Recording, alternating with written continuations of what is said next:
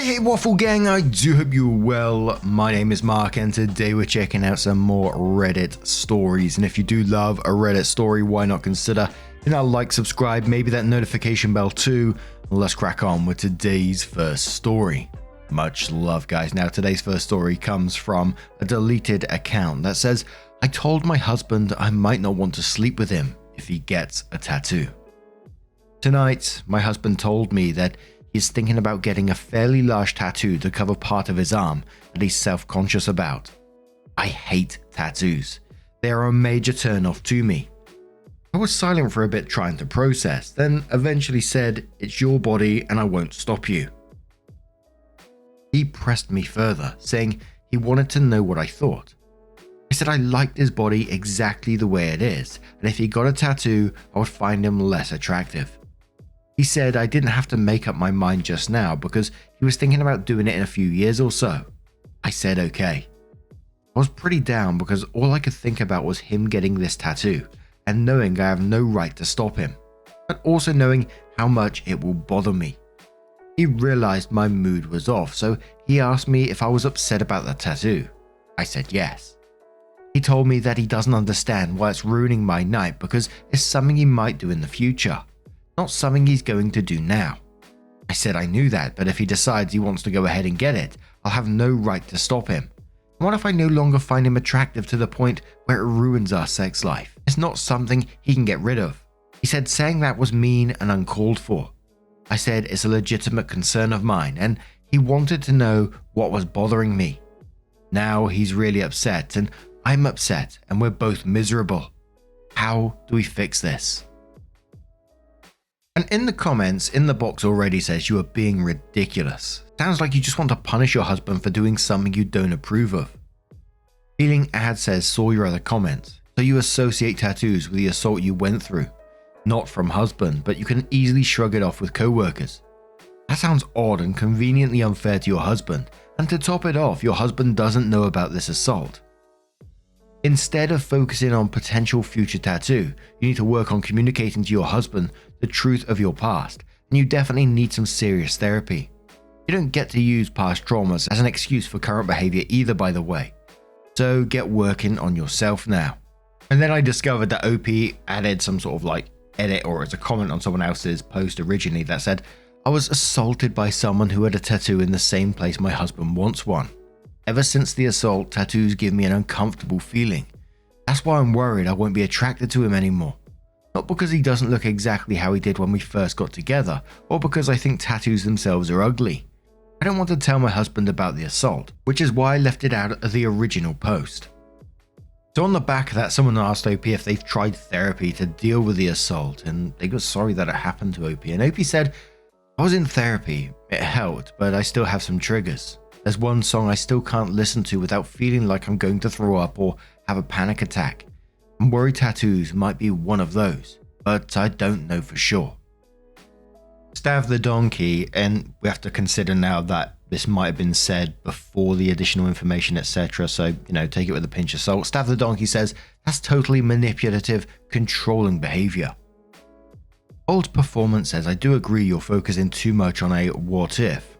Also, you're allowed to find tattoos unattractive. That's your personal preference, but I don't understand why you would stop having sex with him. What if his arm got cut off in a work accident? Would you stop having sex with him then too because it's different than how his body looks now? Or like when he ages and wrinkles come, weight changes, etc., are you going to stop having sex with him? You should respect that your husband is self-conscious about something, and even though it wouldn't be your first solution, his mental health matters too. He needs to come to terms with how he looks, and you need to come to terms with why tattoos are so downright disgusting to you. As I said, you're allowed to consider them unattractive. That is a personal preference you're entitled to, but I feel like there is something deeper about your disdain of tattoos. And obviously that commenter was right. Overrated News says you are really that shallow that your attraction to your husband is literally skin deep. Wow. I feel so sorry for him and hope he never gets in any accidents or gets sick or burned. Man, it's real good he's not from Samoa or something where tats are a culture. He's in a very sad relationship. Poor guy. Dear Barber says, tell him, you married him for a reason. He's safe enough for you to tell him, and he's your husband. He should see it for what it was and run to be on your side. I'm sure he'll feel sad that he didn't know. Maybe he'll feel that he should have been part of your healing when you all got serious.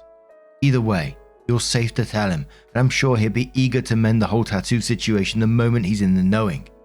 Good luck and send you calm vibes. It's hard to get into that conversation, I'm sure. Now, talking about past traumas, it's got to be extremely difficult. So, I can understand where OP is coming from, but I would, like that commenter said, I would talk to your husband about what you went through in the past. A lot of people in the comments were saying, it's not an excuse, it's your issue to deal with, etc., etc. But if I was OP's partner, I would want to know that that's the real reason behind the whole tattoo from past traumas. And, I would try to help out with that. If, like I'm saying, this is from my point of view. Someone that I love, someone that I care about has gone through a traumatic experience and they think that might trigger them. That would certainly make me think. 100% it's my body, it's my choice in the end. So, I can choose what I want to do with my own body. But at the same time, this is someone that I love. This is someone that I care about. In this particular story, this is someone that I'd be married to. A lifelong commitment. So, of course, I would want to consider their feelings and try to help them get through whatever they're going through. Talking about it, additional therapy, something to help them get past the tattoo. Not saying that I wouldn't do it in the end, but I think communicating about this is only going to help you both. So OP does come in with an update and says, I told my husband everything. The assault, why I'm worried about the tattoo, everything. I had an anxiety attack during it, but managed to make it through. We agreed that if he still wants a tattoo, he'll try a temporary one to see if it's a trigger. If it is, he just won't get one. Simple as that. The way he put it was, covering my insecurity isn't more important than you feeling safe. I'm ultimately glad I told him because I didn't like hiding something from him, and his reaction to all of it was better than I had even hoped. But telling him when I spent years not telling anyone has reopened a lot of old wounds and has made it feel more real. So to everyone who acted like there is some right way to handle the after effects of being a victim of a violent crime, seriously, stop. I did therapy. It helped with some things, not others. It's not like therapy is a magic wand that suddenly makes everything that happened to you okay. I still have triggers. I could be in therapy for another decade and possibly still have those triggers. That doesn't make me a bad person or a person somehow undeserving of my husband's love. I came to this sub looking for advice and was met with shaming. None of you know how much I cried over your comments, thinking that I was a crazy, manipulative wife, worrying that my husband would leave me over something I already knew was a mistake. I'll never come here for advice again, and I hope you all show your spouses a hell of a lot more empathy than you showed me. Conversely, to everyone who tried to help and understand, thank you, and especially thank you to the people who reached out in private messages offering support and sharing your own personal stories. There was a couple of comments on that update which OP replied to. First one said, the comments that I saw on that post, which were remotely negative, mostly were posted before you made your edit and revealed the sexual assault situation.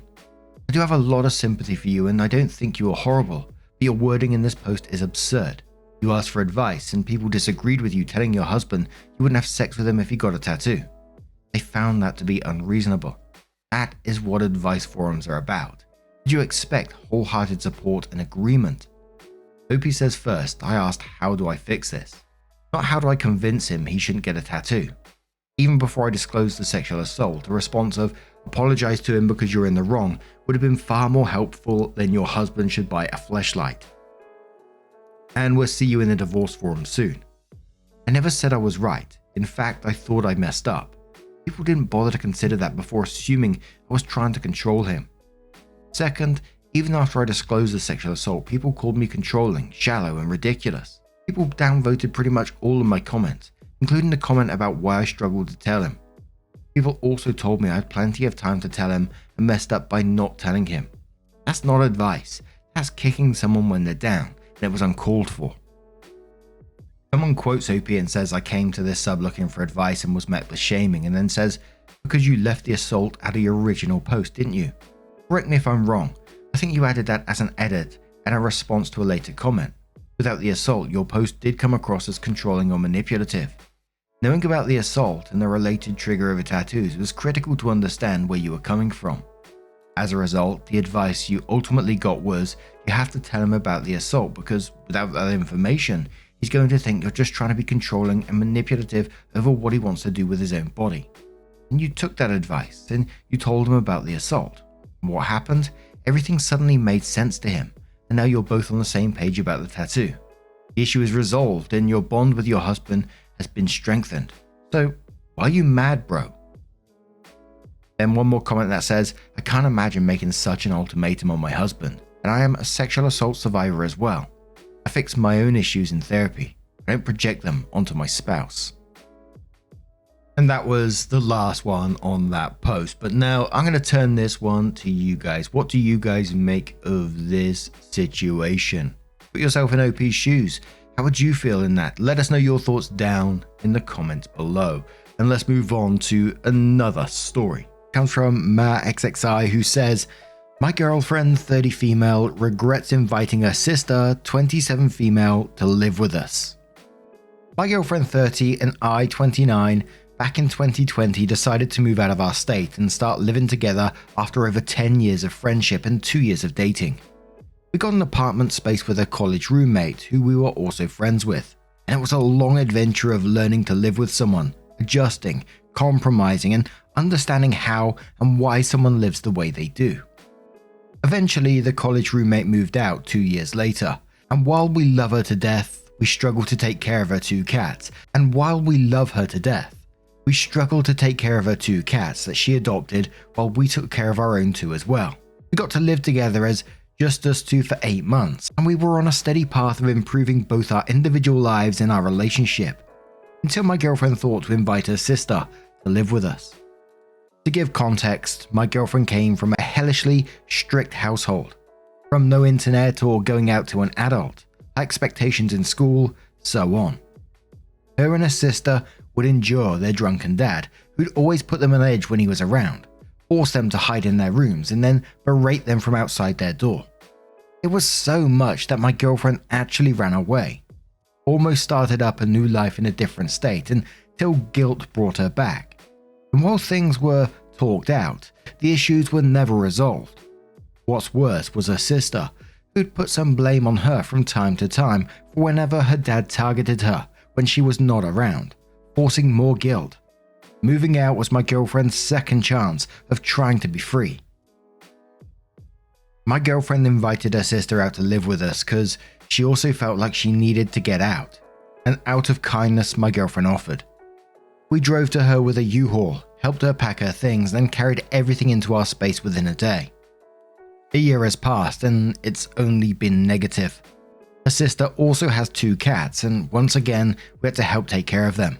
But compared to our old roommate, her sister expects us to. Don't let her 2 cats enter our room. Don't let our 2 cats enter her room. Stop our cats from being near her door around 3 AM. Don't let the cats interact, and so on. We had to cage our cats temporarily because when we were both at work, she doesn't want to handle any of the cats. She drinks occasionally and sometimes goes into a spiral that forces my girlfriend to take care of her. We tried talking, and while they talked it out, nothing gets resolved. My girlfriend just feels on edge when her sister is around, has to hide with the cats in our room, and if something went wrong, we hear her berate us near our door. With our lease finally ending soon, I've been trying to convince my girlfriend to move to a new place, but would leave her sister screwed with no place to go. We can't think of any solutions, and while I don't socialize with her sister much at all, even after I and my girlfriend spoke our mind, nothing really got through. I want us to get out, but then I'm potentially leaving someone homeless. Am I the arsehole here? And we're starting the comments. The first one quotes OP and says, if we move out, her sister has nowhere to go, and then says, which is your problem, why exactly?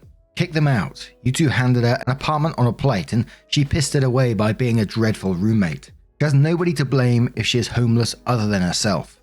Of course, she will publicly blame you 2 because she is incurably entitled. But if anyone who takes her side, you just say, okay, she's all yours. You take her in. Stress says, in Spanish we say, guests and corpses start to stink after 3 days. Look, I understand wanting to support the sister, but you and your girlfriend have to put your foot down and be clear on the expectations on when the sister has to move out, one way or another. That is, depending on her education and work experience, tell her she has X amount of months to find a job in a place of her own. Don't propose until you're certain you and your girlfriend are on the same page as to how to deal with such a situation. OP responded saying we do plan on telling her sister after the holidays, as our lease ends in 5 months, which we hope is more than enough time for her and her boyfriend to figure things out. I'd only wished her boyfriend found a job like he claimed he would. We even got him into a temp job, but he never showed up and he still lives here rent-free. Edit. For the proposal, thankfully my girlfriend and I picked the ring out together, and she's fine waiting however long for me to propose, as I insist we have financial and stable mental footing. So we're good on that. Beautiful Story says don't just talk, leave. I'm assuming the sister and the boyfriend are adults. Let them figure it out. If they can't, they can both go back to whence they came. Your girlfriend did her sister a solid by offering her an escape from her not so great home life. As a thank you, the sister turned into a nightmare and brought her equally nightmarish entitled boyfriend into the mix. You and your girlfriend have done enough. More than enough. Leave. OP responds saying I only say talk because the sister immediately starts crying, so it's more of an attempt at appeasing her to stop the crying than discussing the issues. We definitely will set our foot down and give an update on the post when we do. Edit. I guess to give an example, my girlfriend wanted to ask why she didn't want her cats to roam to our room or be near the kitchen, when she was totally fine with her cats being in the kitchen and her bedroom when they used to live back at their parents' house, and we never got an answer.